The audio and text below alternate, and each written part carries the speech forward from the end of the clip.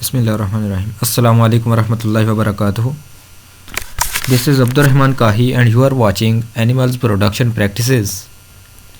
Our today lecture topic is on the vaccination. We are going to discuss what is vaccination, the history of the vaccination, and similarly what are the different types of the vaccination, what is the mode of action of the vaccination of the vaccine in our body. All these things will be clearly studied today in this lecture.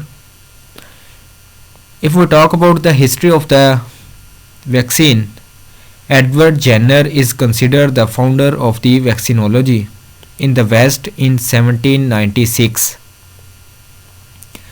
He inoculated a 13-year-old boy with pox virus, Berkeley in England. In 1798, the first smallpox vaccine was developed.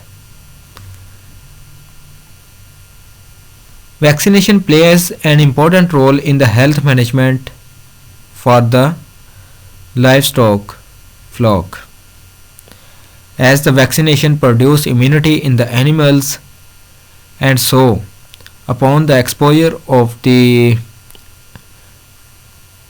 germs or allergens or the antigen, the already made antibody in the body of the animals quickly show response and fight against those entered antigens. There are numerous diseases that are prevented by the vaccinating the animals against them. A vaccine helps to prevent a particular disease by triggering or boosting the animal's immune system to produce antibodies that in turn fight the invading causal organism.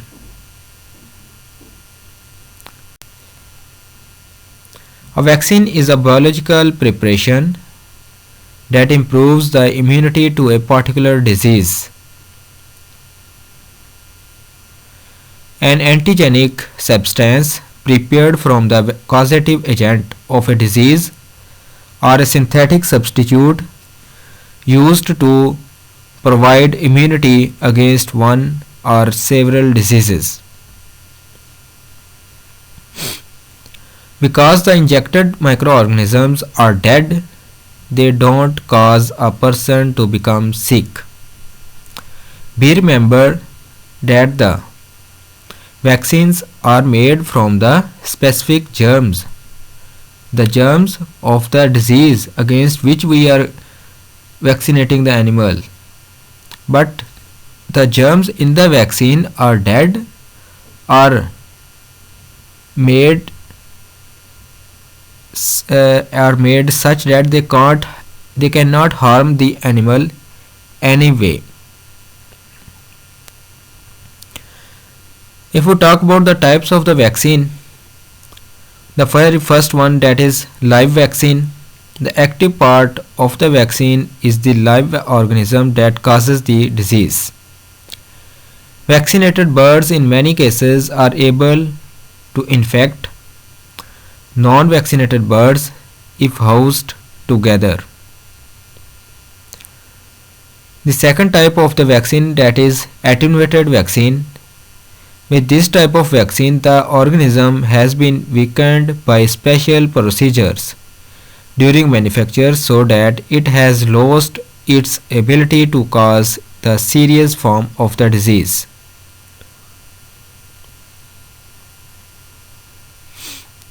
However, the vaccine still has the ability to trigger the immune system to produce antibodies. Killed vaccine.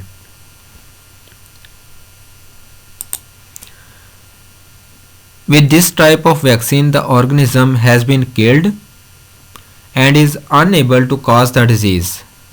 Although the ability to trigger the immune system remains, in many cases the level of immunity produced by this form of vaccine is weaker than that produced by the live or attenuated vaccine. So in result, the killed vaccines are less efficient than live or attenuated vaccines. Now let's discuss how the immune system works. There are the fighters exist in our body, and those fighters, natural fighters, are known as white blood cells. These are the important fighter of the body present in the blood. Antigens as invader try to enter the body, but the white blood cells are the fighter of the body, have the ability to fight or kill the entered germs, and in response to antigens or the entered germs, a defensive protein known as antibody is produced. Mostly the antibodies are in active form, triggered by immune response detection of an antigen. Recognition and removal of antigen by body will be faster in future. Upon the first exposure, the antibody is formed, but if there is ever chance of exposure of second time exposure, the already made antibody will react against the second time entered antigen. Recognition and removal of antigen by the body will be faster in the future. These are all the viruses, fungi, toxins, pollution, parasites and bacteria. These are all the causes or germs which are being weaken our immune system, are attacking our health and causing the person to become ill. These are the common diseases found in the animals.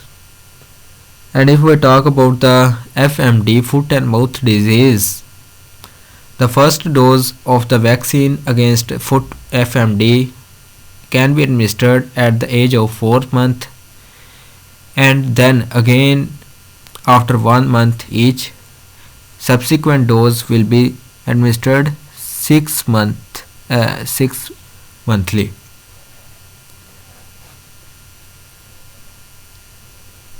The second vaccine that could be administered against the disease, that is hemorrhagic septicemia. This vaccine should be administered at 6 months of age annually in endemic area. Then the subsequent dose should be annually in endemic area. Brucellosis vaccination should be done at the age of 4 to 8 months, but subsequent dose should be only administered to female and only once in lifetime. Theileriosis 3rd month and above, once in lifetime, exotic or crossbred. Anthrax 4 month and above, annually in endemic area. IBR, infectious bovine rhinotracheotis, 4 month and above, annually in endemic area.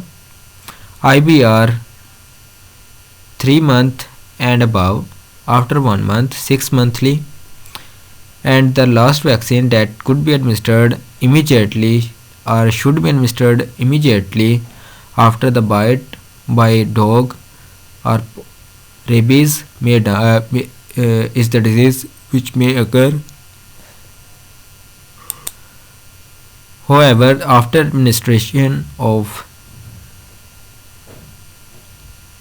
vaccination, immediately after bite by the animal, the subsequent dose or booster dose should be administered at 4th, 7, 14, 28 and 90 days after bite. That's all about today's lecture. If you are having any question regarding today's lecture, you may ask in the comments. Thank you very much.